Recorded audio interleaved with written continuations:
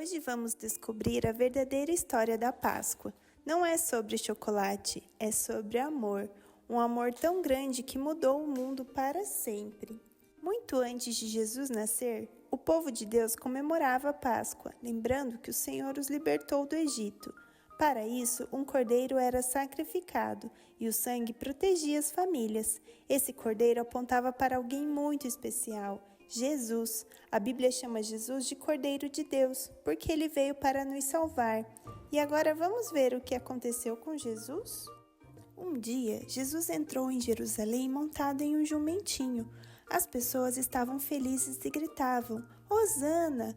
Elas colocavam ramos no caminho. Jesus era o rei, mas não veio com coroa de ouro. Veio com amor e humildade. Antes de morrer, Jesus se reuniu com seus discípulos para uma ceia. Ele pegou o pão e disse, Este é o meu corpo. Depois pegou o cálice e disse, Este é o meu sangue. Jesus estava explicando que daria sua vida por nós. Ele sabia o que iria acontecer e mesmo assim escolheu nos amar. Jesus foi preso e crucificado. Ele morreu na cruz. Foi um momento muito triste. Ele não tinha pecado, mas tomou o nosso lugar. Na cruz, Jesus venceu o pecado. Ele fez isso porque nos ama profundamente. Assim como o sangue do Cordeiro protegia as casas no Egito, o sangue de Jesus nos protege e nos salva.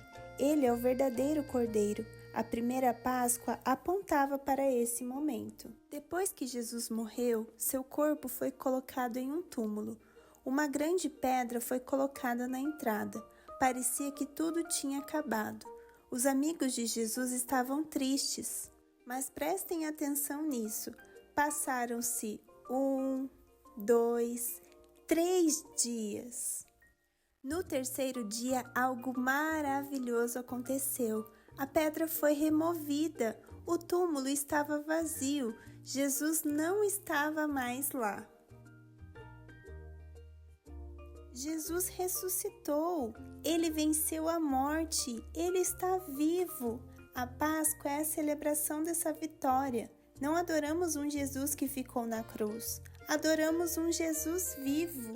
Depois de aparecer para muitas pessoas, Jesus subiu ao céu. Ele prometeu que um dia vai voltar e hoje ele vive no coração de todo aquele que crê.